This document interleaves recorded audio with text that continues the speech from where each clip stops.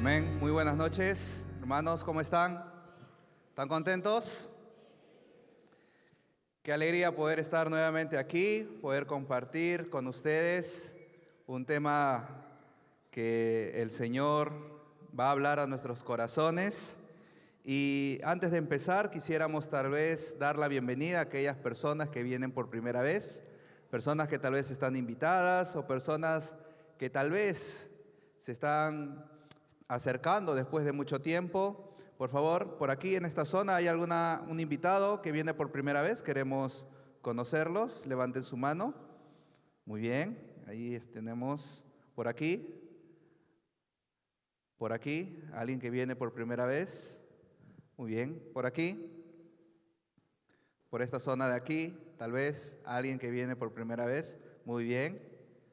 Muy bien, entonces sí tenemos invitados. ¿Y cómo los recibimos, iglesia? Sean todos bienvenidos, siéntanse como en casa y que el Señor nos pueda dirigir el día de hoy. Quiero también felicitar al Escuadrón Ágape por su hermosa presentación. ¿Por qué no les damos un fuerte aplauso al Escuadrón Ágape? Prácticamente han resumido todo el mensaje del día de hoy. Así que yo voy a hablar solo 5 minutos, pero como soy el evaluador de la Noche de Talentos, en el top está Inquebrantables, ahí está. Luego viene Ágape, no, una bromita. Quiero compartir con ustedes el día de hoy un tema muy importante y especial que viene relacionado al crecimiento de la iglesia en los hechos. Y es por eso que te voy a invitar a que abras tu Biblia en el libro de los Hechos. Vamos hoy día a aprender muchísimo acerca de lo que ocurría en la iglesia primitiva y tenemos como referencia todo lo que se menciona en el libro de los Hechos.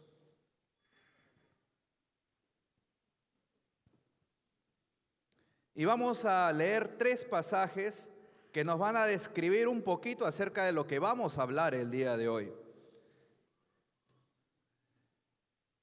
El título de este mensaje lo he titulado Un lugar de esperanza. La iglesia según el libro de los Hechos. Y vamos por el primer versículo, Hechos 2, capítulo 2, versículo 2. Pero vamos a leer desde el versículo 1, ¿ok? Hechos, capítulo 2, del versículo 1 al 2. Vamos a leer.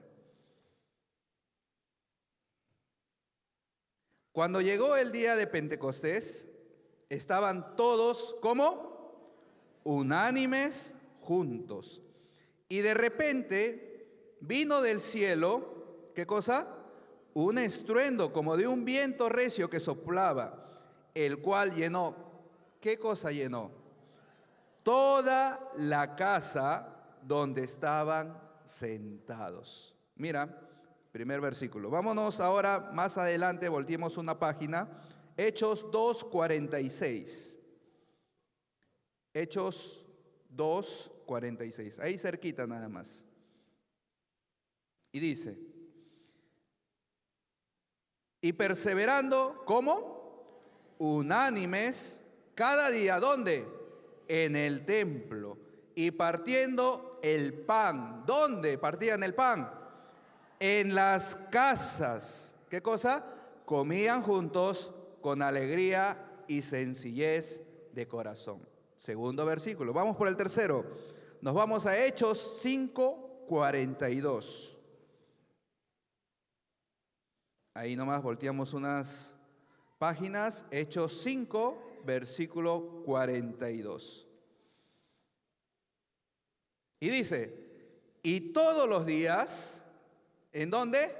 En el templo y por las casas no cesaban de enseñar y predicar, ¿qué cosa? A Cristo. El día de hoy vamos a hablar acerca de la importancia en el crecimiento de la iglesia que se realizó a través de las casas. Así que dile a tu hermano, a tu hermana que está a tu derecha y a tu izquierda, el día de hoy vamos a hablar acerca de las casas. Tu casa va a estar el día de hoy en el tema. Bien, en el libro de Hechos, gran parte del libro fue escrito en griego. Y la palabra que se repite en estos 3 versículos es una palabra, no sé si lo pueden poner en la pantalla. A ver, repitan conmigo. A ver, vamos a hablar un poco del griego, ¿ya? La palabra que se repite en estos 3 versículos es una palabra en griego que dice oikop. A ver, dile a tu hermano oikop. Que significa casa, morada, hogar, familia.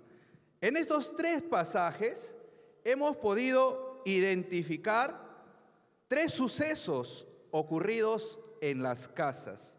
El primer suceso, el origen del bautizo del Espíritu Santo. ¿Dónde dice que fue?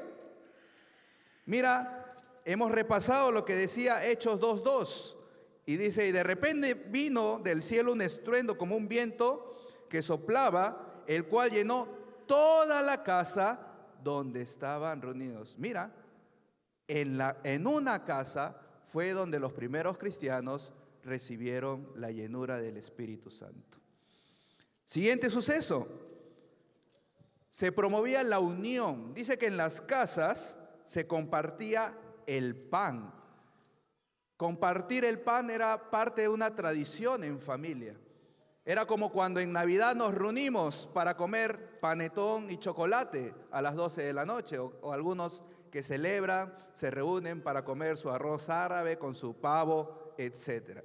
De igual forma se reunían en casas para poder compartir el pan. Mira, otro suceso, se promovía la unión a través de las casas. Y otro suceso que mencionan en la Biblia es que el discipulado, el desarrollo del discipulado también se hacían en las casas. Tanto en el templo como en las casas no cesaban de compartir la palabra de Dios. Desde el origen de la humanidad, el ser humano siempre ha estado buscando un lugar donde vivir. Ustedes saben por historia universal, ustedes que han podido aprender en la escuela, sabemos que el hombre siempre ha estado movilizándose de lugar a lugar. Ser una persona nómade que buscaba un espacio para poder pasar la noche, para poder vivir.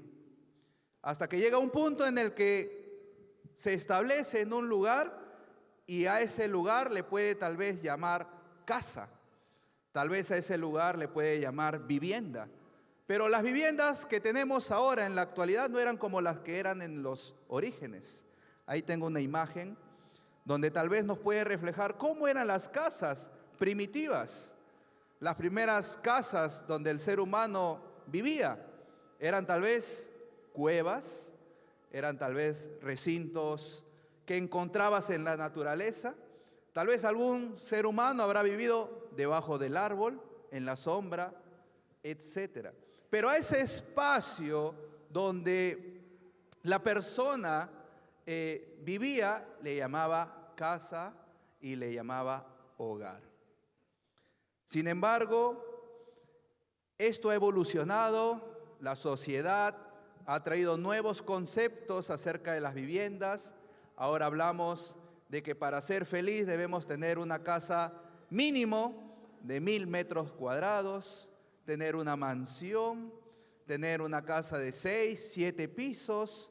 Y yo no sé si es que alguno de ustedes, como jóvenes, tal vez ya ha logrado el sueño de tener una casa propia. A ver, levanten la mano los que ya tienen su casa propia con su título a su nombre. Bueno, algún día, algún día. O tal vez alguno de ustedes tiene una proyección de tener una casa, tal vez en Sinaí, en esos montes altos, en esos acantilados, o tal vez uno puede ver cómo ahora promocionan, casi uno camina por distintos lugares y todos los cerros ya tienen dueño, tienen propietario. De alguien será su casa, de alguien será su terreno. Pero las casas, incluso en su infraestructura, han ido evolucionando en el transcurso del tiempo. Siguiente imagen. Vamos a ver cómo incluso las casas donde el ser humano llama hogar ha ido evolucionando. Tenemos chozas, las casas construidas de material de adobe, madera, algunas de piedra, etcétera, etcétera. Pero la forma en la que se construían las casas tal vez ha tenido una cierta variación, pero el concepto de casa muchas veces no ha cambiado. Es el lugar donde tal vez vivimos, es el lugar donde podemos descansar, es el lugar al que llamamos tal vez un hogar para dormir, para vivir, etc. Sin embargo, el día de hoy quiero compartirles acerca de cómo eran las casas en los tiempos de Jesús y cómo es que a través de las casas se dio el crecimiento de la iglesia. Porque esto es algo muy importante. Estamos justo en el mes donde estamos empezando a compartir a toda la iglesia acerca de la importancia del crecimiento que vemos de la iglesia en Hechos. Y este suceso del crecimiento en casas no debe pasar desapercibido para cada uno de nosotros. Y tal vez nosotros podemos aprender el día de hoy mucho acerca de este tema. Vamos a ver un poco entonces cómo eran las casas en el Nuevo Testamento. Muchos de los historiadores que hablan acerca de la historia, que relatan un poco, investigan un poco, uno de esos historiadores es Josefo, dan a mencionar de que tal vez dentro de sus investigaciones, ¿cómo eran las casas en los tiempos de Jesús? Pues eran casas de adobe, de ladrillo, piedra, bordes de madera. Eran casas donde tal vez uno se imaginara, pues, tal vez Jesús vivía en un tercer piso, en un cuarto piso, pero no, eran casas en su mayoría de un solo piso. Ahí hay una imagen, tal vez, que nos puede dar una mayor apreciación cómo era el típico común de casa o vivienda en los tiempos de Jesús. Ahí podemos ver casas de una habitación única, la habitación principal, donde todos dormían en esa habitación. Yo no sé si alguno de ustedes conoce cómo son las viviendas en provincia. ¿Alguno de ustedes conoce cómo son las casitas en provincia? Hay casas que tienen un solo cuarto, una sola habitación y ahí todos estamos, ahí se duermen todos. Luego tienen otros espacios aparte, ¿no? Entonces, la distribución de las casas permitía incluso que las personas que vivían en esa casa, pues siempre tengan un contacto constante. Podían acoger entre 8 a 15 personas una vivienda. Tal vez el establo estaba considerado en la parte posterior a la casa. Es por eso que cuando oímos la historia de Jesús, Jesús no nace dentro de la casa, sino en el establo, que puede ser el espacio que estaba afuera de la casa. Y la gran mayoría de personas que vivían en los tiempos de Jesús tenían sus casas de este tipo de material porque eran las clases, por así decirlo, clase media o la clase que vivía en ese tipo de lugar. Aquí hay un concepto muy importante que quiero compartirles, está en la siguiente lámina, y es que en los tiempos de Jesús, el concepto de tener un pedazo de tierra era muy importante para todo ciudadano, para toda persona que vivía en Jerusalén. Un pedazo de tierra en Jerusalén, tal vez ahora en la actualidad, puede valer millones. El metro cuadrado en la tierra prometida puede valer mucho dinero. Pero en los tiempos de Jesús no era tanto el dinero lo que representaba ese pedazo de tierra, sino el hecho de tener un pedazo de tierra, de territorio, de tu casa, en el lugar que Dios destinó para su pueblo. Sin embargo, vamos a ver en el transcurso de la historia que muchas de las personas que tenían su casa, su hogar en la tierra, por así decirlo, que Dios prometió, van a ser victimarios o van a ser víctimas de los gobiernos invasores. Hubieron dos gobiernos grandes que invadieron el pueblo de Jerusalén. El primero, a nivel global, fueron los griegos. Segundo, los que vamos a ver en tiempos de Jesús, fueron los romanos. Entonces, muchos de los principios de la propiedad de la tierra se pierden en esta nueva colonización de culturas. Como por ejemplo, antes, una tradición judía era de que si yo tenía un pedazo de tierra y me endeudaba con alguien, le decía, ¿sabes qué? Te doy mi tierra, préstame dinero. Pasaban los años, 30, 40 años, y yo le podía nuevamente decir, ¿sabes qué? Hay una fiesta, hay una celebración que se llama el jubileo, donde yo tenía la posibilidad de recuperar aquello que perdí, de recuperar aquello que tal vez por las deudas, por los problemas económicos había perdido. Yo tenía el derecho, como descendiente de una de las tribus del pueblo de Israel, de nuevamente retomar ese pedazo de tierra. Pero con la llegada de estas nuevas culturas, eso se pierde. Perdiste tu terreno, chao. Incluso muchos gobiernos invasores se apoderaron de tierras que no les pertenecían. Pero no nos vamos a centrar en eso, sino que nos vamos a centrar que el principio para las casas o la construcción de las casas en los tiempos de Jesús no se basaba en qué tan bonita era tu casa, en qué tan bonito podría ser tu establo. No se basaba en cuántos pisos o en cuántas habitaciones podía tener tu casa, sino en quién reina en tu hogar. Mira lo que dice Salmo 127. Lo que David instruye y da como enseñanza al pueblo. Si Jehová no edificare la casa, en vano trabajan los que la edifican. Principios muy importantes para que puedan tener ellos su propio hogar. Ahora ustedes, yo no sé si todos tal vez tienen un hogar propio. Yo no sé si algunos de ustedes, como hijos, como padres, tienen una casa propia. Pero también hay un grupo de personas que vive alquilado. ¿Cuántos son los que tienen tal vez un cuarto alquilado? Que han venido por temas de trabajo, que han venido tal vez por temas de viajes, pero tal vez a ese lugar alquilado también le llaman casa, es tu hogar. Y esto es muy importante, porque incluso el propio espacio que tú tienes, el propio espacio donde tú estás viviendo, debe ser edificado en alguien que es el mejor constructor, la mejor fuente para la vida. Mira lo que dice Mateo 7:26.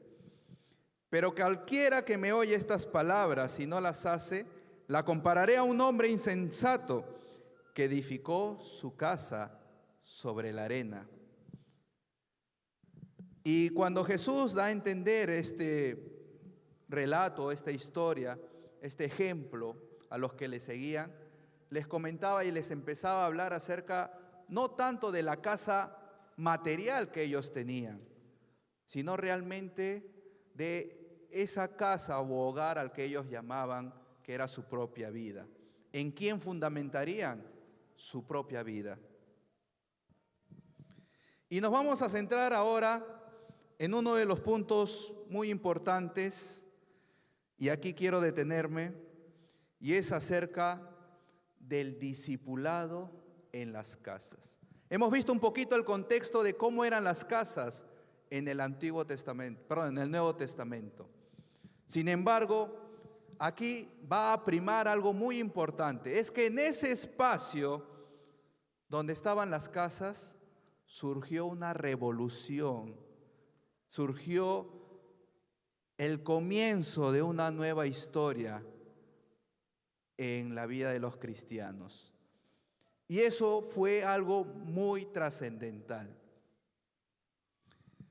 Vamos a ver aquí que el crecimiento de la iglesia se dio a través de las casas.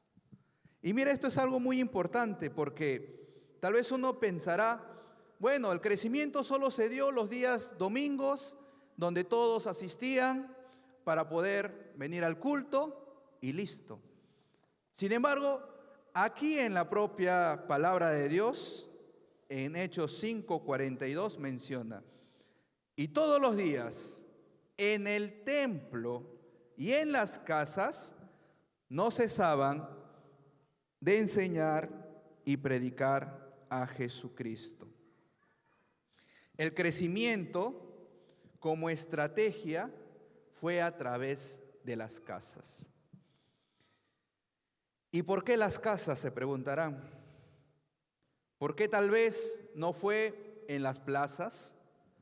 ¿Por qué tal vez no fue en los parques? ¿Por qué tal vez no fue en las plazuelas o en otros espacios como en los mercados? ¿Por qué no se creció ahí? ¿Por qué se creció en las casas? Y he identificado 3 factores que tal vez influyen en que el crecimiento en las casas fue uno de los más grandes factores de crecimiento de la iglesia. El primer factor es que en las casas se puede transmitir la unión entre hermanos, entre familiares. Yo no sé cuántos tienen grupo familiar.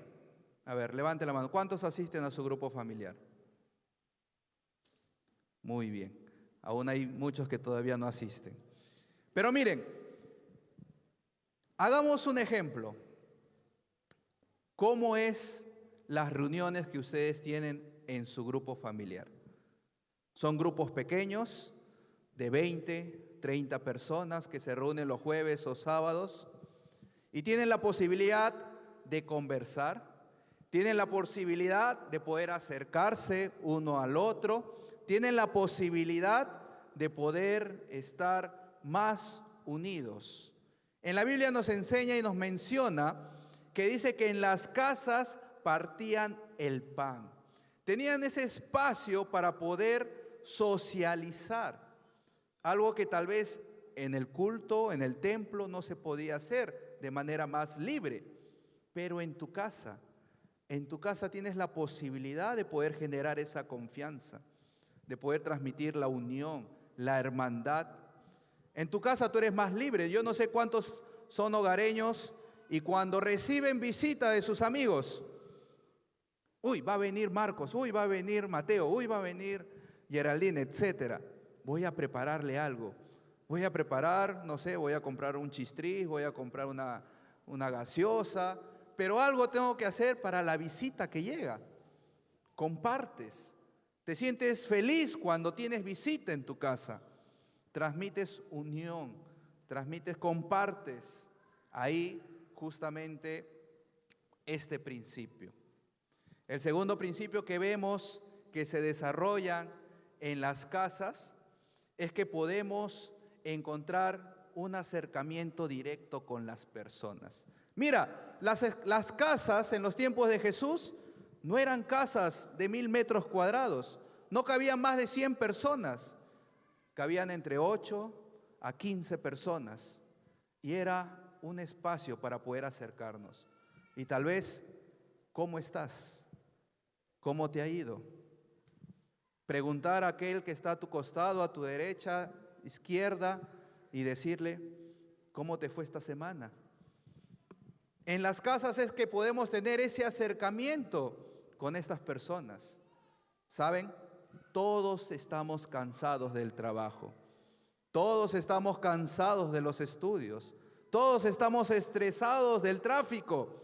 Pero cuando llegamos a una casa y alguien nos pregunta, ¿cómo estás?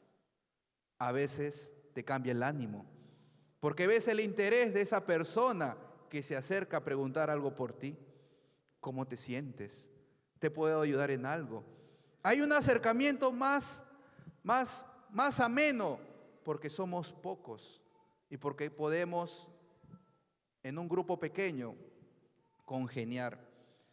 Y la tercera característica de por qué en las casas se empezó a desarrollar todo esto es que porque en muchas de las casas de los pobladores o de las personas cercanas están llenas de problemas, dificultades, adversidades, y buscan un lugar de refugio. Yo he visto testimonios de grupos familiares que se han convertido en lugares donde las personas ya están hartos de su casa, están aburridos de su casa, tantos problemas, tantas adversidades, que encuentran una hora de paz al ir a un grupo familiar, al ir a una casa vecina, al ir a visitar a un hermano. Y es que eso era lo que transmitían las casas en los tiempos de los Hechos. Eran espacios donde los refugiados podían acercarse y venir. Eran espacios donde aquellos que eran perseguidos podían acercarse, podían reunirse, porque tal vez en el templo estaban los guardias, porque tal vez en el templo estaban los sacerdotes que iban a acusar, pero las casas eran esos espacios perfectos para poder promover el desarrollo de la iglesia.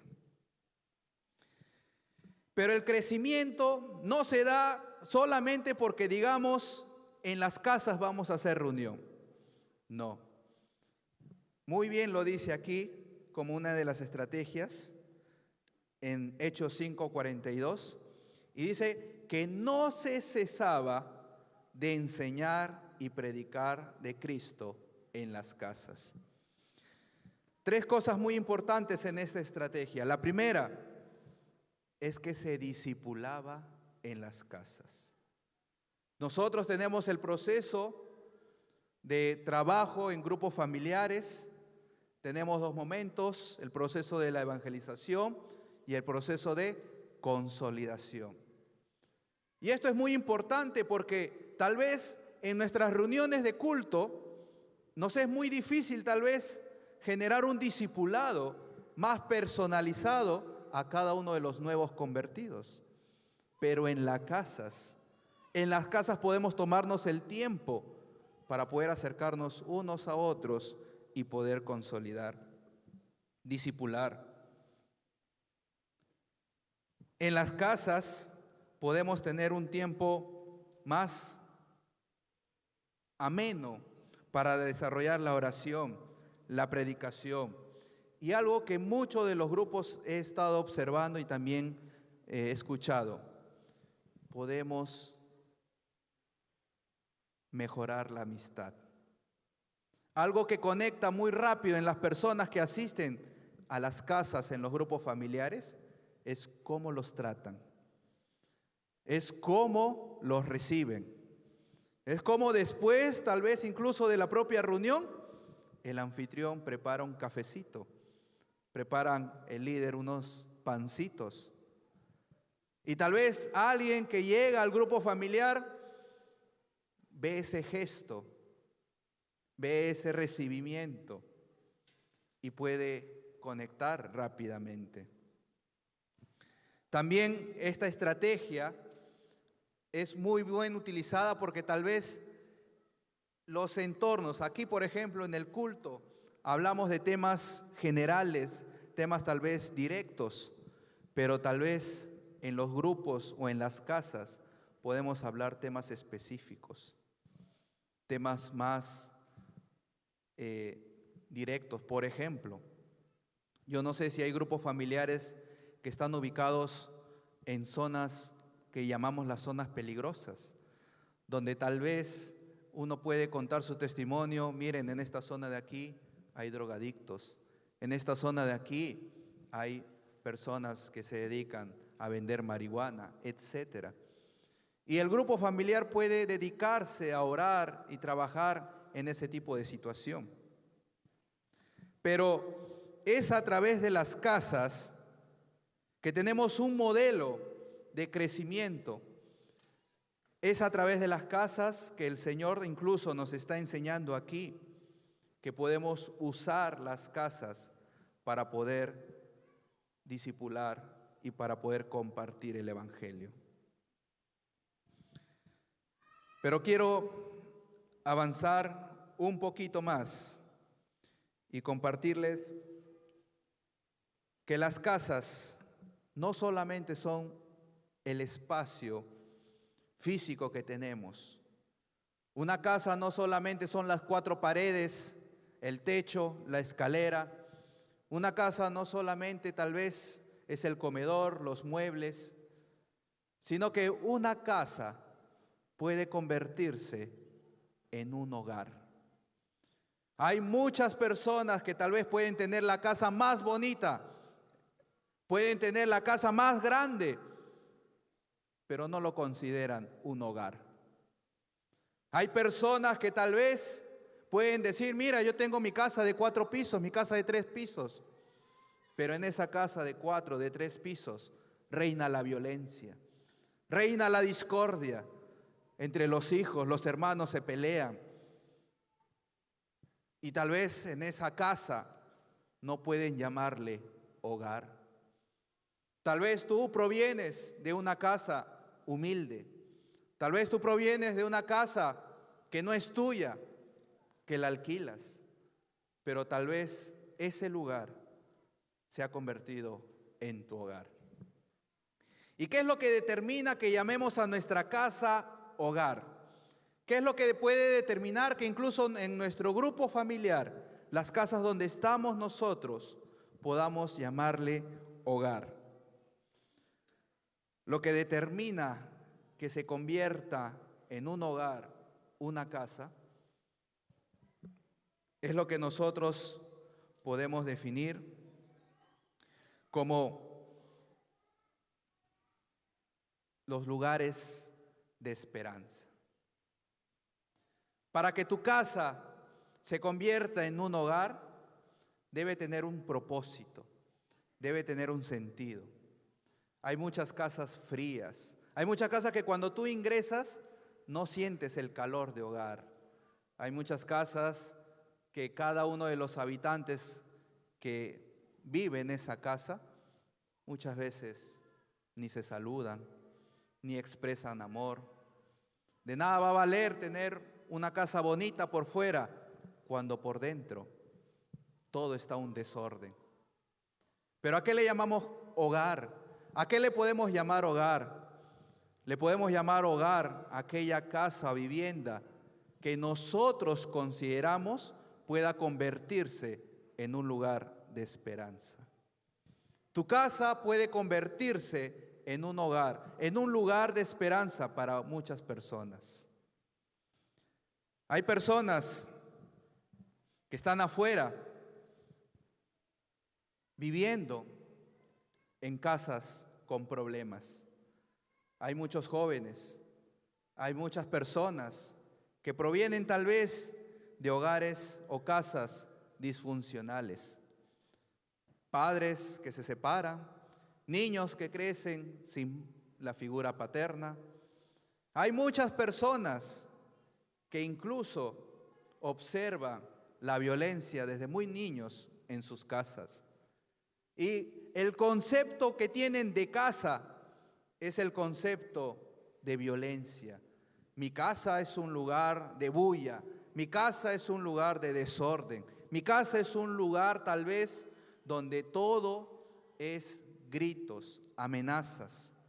Pero cuán difícil es conseguir un hogar en estos tiempos. Cuando hablamos acerca de que las personas que habitan una casa pueden convertirlo en un hogar feliz. Hablamos de personas que tal vez tienen un corazón con esperanza de poder usar una casa para compartir la palabra del Señor. Y en los tiempos de Jesús se nos enseña incluso cómo las casas fueron usadas para traer esperanza.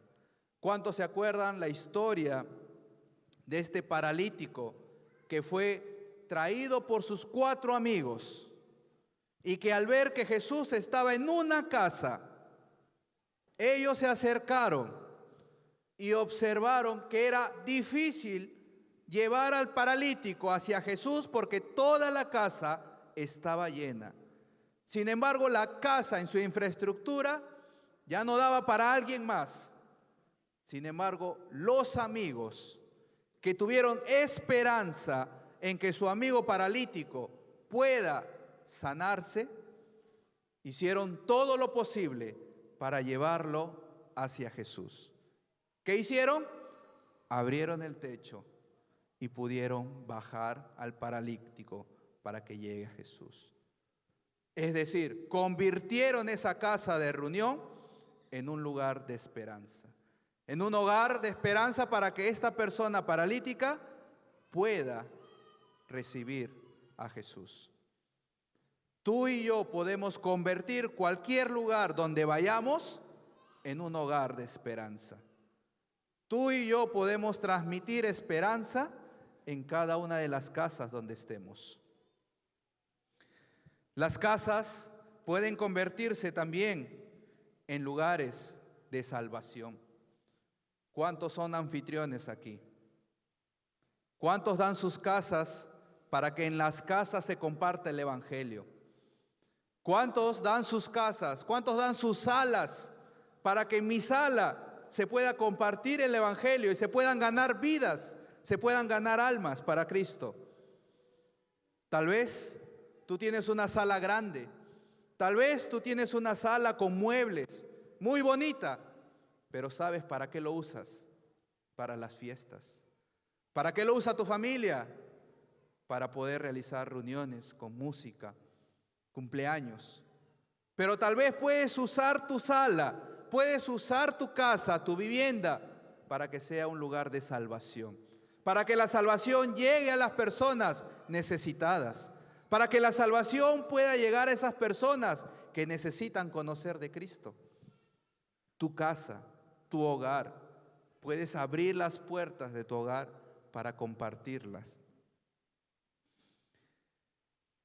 Y es que muchas veces, muchos de nosotros, tal vez no disponemos nuestra casa al servicio del Señor.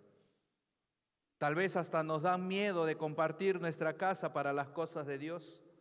Tal vez hasta nos da vergüenza de que los hermanos vengan a nuestra casa para que un día hagan grupo familiar en nuestra casa. No, está ocupada mi sala. No, no tengo espacio. Pero tal vez no nos estamos dando cuenta de que en nuestra casa puede surgir la salvación de personas. Y nuestra casa puede ser un espacio para el servicio al Señor. Mira lo que Josué reta y desafía a todo el pueblo. El pueblo de Israel, cuando había salido de Egipto, estaba en busca de la tierra prometida, seguía todavía con el pensamiento de Egipto y quería volver a Egipto. Pero Josué los reta y les dice: yo no sé ustedes, y si mal os parece, en Josué 24:15 dice: y si mal os parece servir a Jehová, escogeos hoy a quién sirváis, si a los dioses a quienes sirvieron vuestros padres cuando estuvieron al otro lado del río, o a los dioses de los amorreos en cuya tierra habitáis. Pero yo, mira lo que le dice Josué, reta a todo el pueblo, pero yo, ¿y quién más? Y mi casa serviremos a Jehová. Tú y tu casa también pueden ser instrumento de bendición para las personas que andan buscando refugio, para las personas que andan tal vez buscando esperanza. Tú y tu casa, tú y lo que tú tienes, puedes abrir un espacio de esperanza para los necesitados. Son las casas los espacios perfectos en estos tiempos para que la salvación llegue a las personas. Cuando el carcelero, Pedro y Silas estaban encarcelados, el carcelero con miedo de que puedan hasta matarlo, queriendo huir, ellos le dijeron en Hechos 16:31, cree en el Señor Jesucristo y serás salvo. ¿Tú y quién? Y tu casa. Tu casa puede ser un lugar de salvación. Tu casa puede ser un lugar de esperanza. ¿Pero por qué tu casa? Porque es el espacio tuyo. Porque nadie conoce más tu casa que tú. Porque es el lugar donde tú vives. Es el lugar donde tú transmites tal vez la esperanza que puede ayudar a otros sin casa. Y el día de hoy quiero compartir una reflexión acerca de alguien que tal vez se convirtió en un anfitrión de grupos familiares, pero no entendió el propósito tal vez de lo que implicaba ser un anfitrión.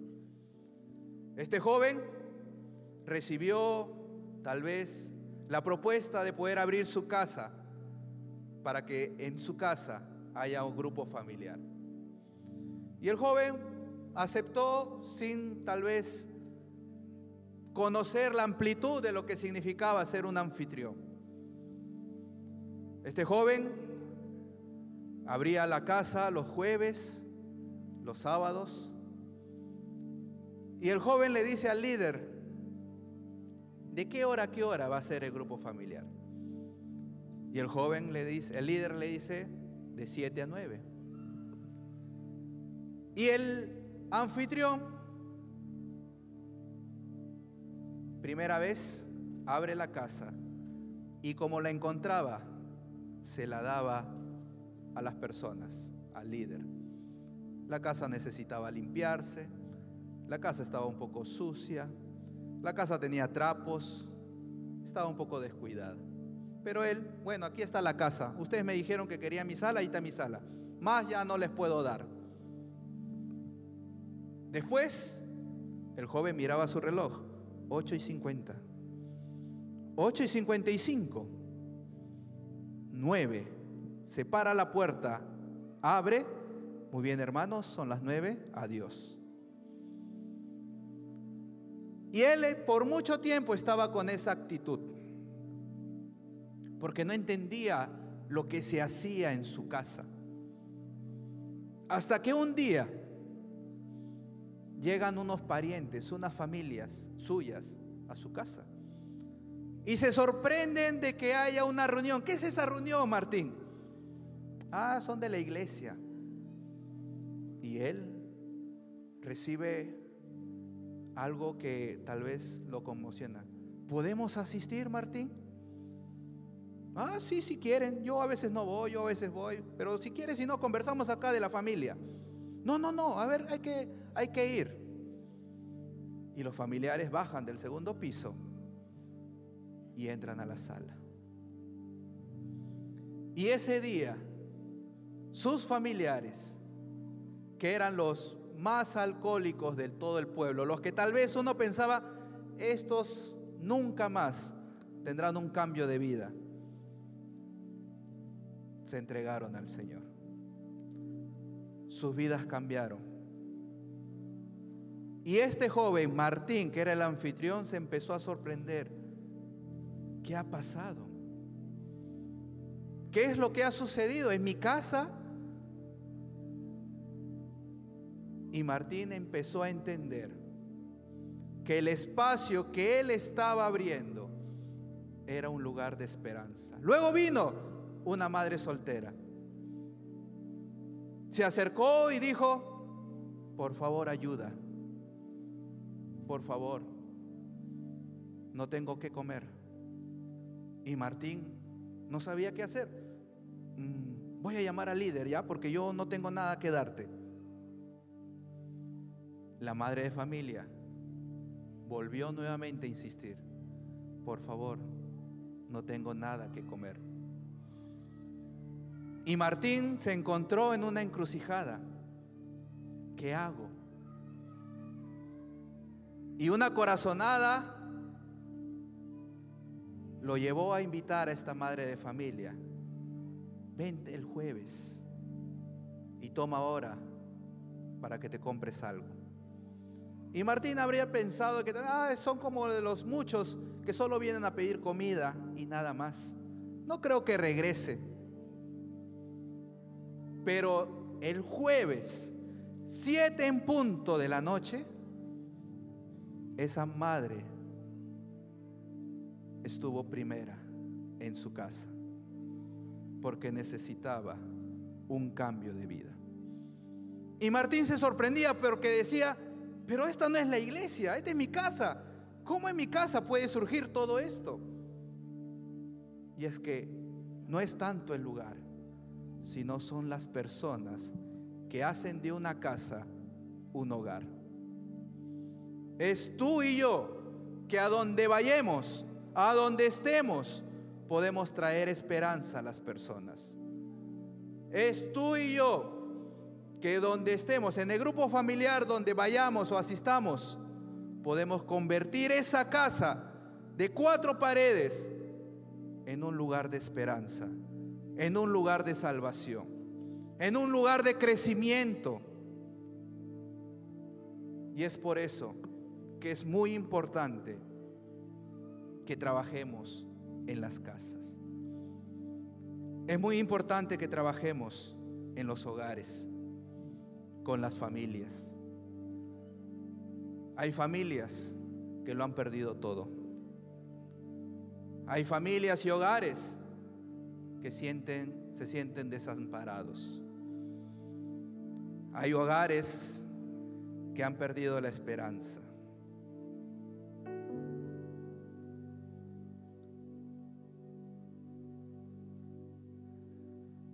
El día de hoy quiero motivarles a hacer algo. Tal vez algunos de ustedes ya está entregando sus casas al servicio de Dios. Y qué excelente disposición. Pero tal vez alguno de ustedes tiene una casa y pensará: mi casa es pequeña, no creo que sea importante. O tal vez alguno de ustedes dirá: mi casa está en el barrio más peligroso, no creo que sea muy importante. O tal vez en mi casa toman, en mi casa mis tíos se emborrachan todos los sábados. Tal vez uno pensará que en esos lugares no se puede compartir la palabra del Señor. Pero al contrario, son esos lugares los que necesitan más que se abran los espacios de esperanza para compartir la palabra del Señor. Zaqueo nunca imaginó que en la vida que él tenía, en las cosas que él hacía, que en su propia casa el Señor quería estar. Él se sorprendió cuando el Señor le dijo: Zaqueo, ven, baja, apresúrate, que quiero ir a tu casa hoy contigo. No es el lugar, es donde están las personas que transmiten esperanza. Y tu casa puede ser un lugar de esperanza. Hoy, en todo este mes, estamos promoviendo el trabajo con grupos familiares. Y tal vez tú tienes una casa, un hogar, una casa, una vivienda que se puede transformar en un lugar de esperanza. Después del culto puedes acercarte al módulo para inscribir, decir: yo quiero que mi casa ya no sea una casa más, una vivienda más, sino se convierta en un lugar de esperanza. Si no se convierte en un lugar donde se pueda compartir de la palabra de salvación. Un lugar de salvación. Y tal vez algunos de ustedes hasta viven alquilados. ¿Sabes? Yo me sorprendo cuando veo anfitriones que hasta alquilan espacios, locales, para que ahí se comparta la palabra del Señor. Personas que, a pesar de no tener una casa propia a su nombre, el espacio alquilado, su sala alquilada, la dan para el servicio al Señor. ¿Y tú? ¿Tú que tienes un pedazo de tierra? ¿Tú que tienes un espacio donde se puede compartir la palabra del Señor, donde se puede discipular? Puede ser también tu oportunidad. Y puedes hacerlo. Puedes inscribir tu casa como un futuro centro de esperanza para esas personas necesitadas, para que ahí en tu casa haya grupo familiar el próximo año. Si el Señor te ha hablado el día de hoy, tu casa puede convertirse en ese lugar de esperanza. Te invito a ponerte de pie. Para cerrar la idea, te hablo también de que las casas donde vives no necesariamente son las construcciones, no son las paredes que tal vez rodean tu cuarto, sino tu casa es tu corazón. Tu casa es el corazón que tienes. Dice que somos templo del Espíritu Santo. Aquí dentro también hay un hogar. Pero ¿cómo está ese hogar?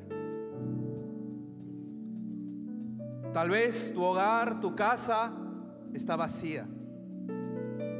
Tal vez dentro de tu interior sientes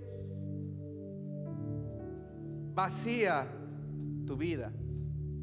Y es porque Cristo no está en tu hogar. Y Cristo no reina en tu casa, en tu vida. Y muchas veces nosotros hemos descuidado de que Cristo sea el Rey de nuestro hogar. Podremos tener un edificio grande, nuestra casa podrá ser la más bonita, pero si Cristo no está ahí al medio, al centro, de nada vale. Y el día de hoy quiero tal vez desafiarlos a entender cómo está tu hogar. ¿Sientes que tu hogar está con Cristo? ¿Sientes que en tu propia familia todos conocen del Señor? O tal vez hay una necesidad en tu hogar, en tu casa, de que se conozca del Evangelio. Tal vez tú vives feliz tu vida porque tú ya conoces al Señor, pero tus primos, tus hermanos, tus tíos, tus familiares se están perdiendo. Todos aquellos que te rodean, con los que compartes un plato de comida, tal vez se están perdiendo y tú no tienes la oportunidad de compartir la palabra.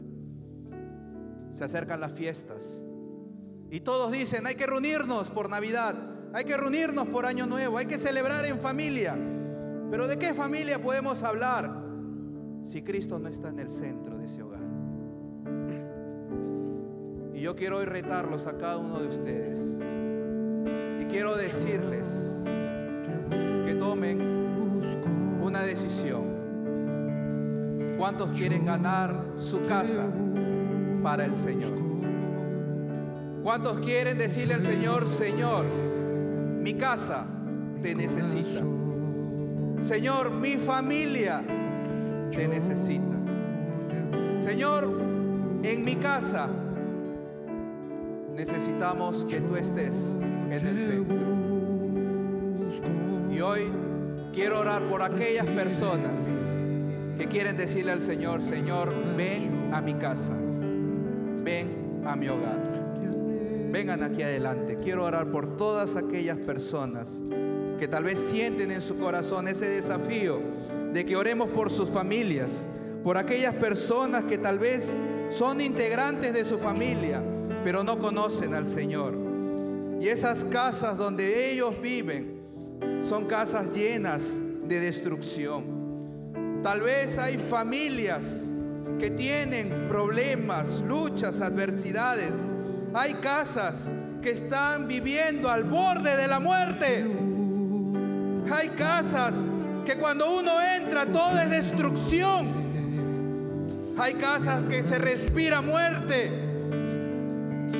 porque falta esperanza, porque falta Jesús en el centro de ese hogar.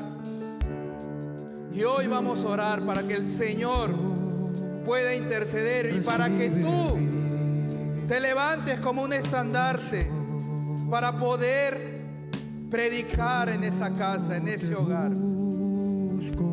Ora por todos esos familiares que conoces y no conocen a Dios. Ora por todos aquellos que viven en tu hogar, en tu casa. Y dile al Señor: Señor, ten misericordia de mi papá, ten misericordia de mi mamá, ten misericordia de mis hermanos. Díselo al Señor: Señor, yo te busco. Mis hermanos, estamos viviendo tiempos horrorosos, peligrosos. Se están usando las casas para la destrucción de las personas. Se están usando viviendas para extorsión. Se están usando las casas para planificar asesinatos. ¿Por qué no usar las casas para traer esperanza, para traer salvación a las personas necesitadas? Dile al Señor: yo y mi casa queremos servirte. Quiero que tú levantes en mi casa un hogar de salvación. Oh Espíritu Santo, ven a este lugar. Señor, tú que conoces el corazón de todas estas personas, jóvenes, adultos, tú sabes, Señor, su realidad. Tú sabes, Señor Jesús, todo lo que están pasando. Hoy oramos para que tú, Padre bendito, puedas intervenir en la casa de cada uno de ellos, para que cada uno de ellos se convierta en un rayo de esperanza en ese hogar donde ellos están, para que ellos, en esos lugares donde tú los has enviado, puedan compartir de tu palabra, puedan compartir de tu amor. Oh Señor Jesús, hay algo que tú quieres hacer en el hogar de cada uno de ellos. Hay algo que tú quieres hacer en sus casas, en sus vidas. Oh Señor, tal vez aquí hay familias disfuncionales. Tal vez aquí hay familias que viven en medio de la violencia. Es momento de decirle al Señor: Señor, quiero que tú hagas un cambio en mi familia. Quiero que tú cambies a toda mi familia. Quiero que tú rescates a toda mi familia. Mi familia te necesita. Mi familia necesita un cambio. Mi familia necesita una transformación. Mi familia y mi casa necesitan que tú intervengas. Oh Señor Jesús, ora hermano, clama al Señor por tu papá, por tu mamá. Clama a Dios por todos aquellos que no conocen del Evangelio, pero viven contigo. Te levantas de mañana, los saludas, les hablas, pero te cuesta hablarles de la palabra del Señor. Aquellas personas que tal vez Ahora en este momento el Señor les está hablando para que tu casa ya no sea una casa más de reuniones, no sea un lugar donde se hagan fiestas, no sea un lugar de perdición, sino se convierta en un lugar de esperanza. Tú puedes hacer que tu hogar empiece a cambiar. Hay muchos a quienes el Señor les está hablando. Dios los ha bendecido con casas muy hermosas. Dios los ha bendecido con casas muy bellas. Pero esa casa no te la vas a llevar al cielo. Esa casa no te la vas a llevar cuando mueras. Úsala para el servicio al Señor. Sácale el provecho máximo. Cada rincón de tu vivienda, aprovéchala para que puedas compartir del Evangelio al Señor. Oh Señor Jesús.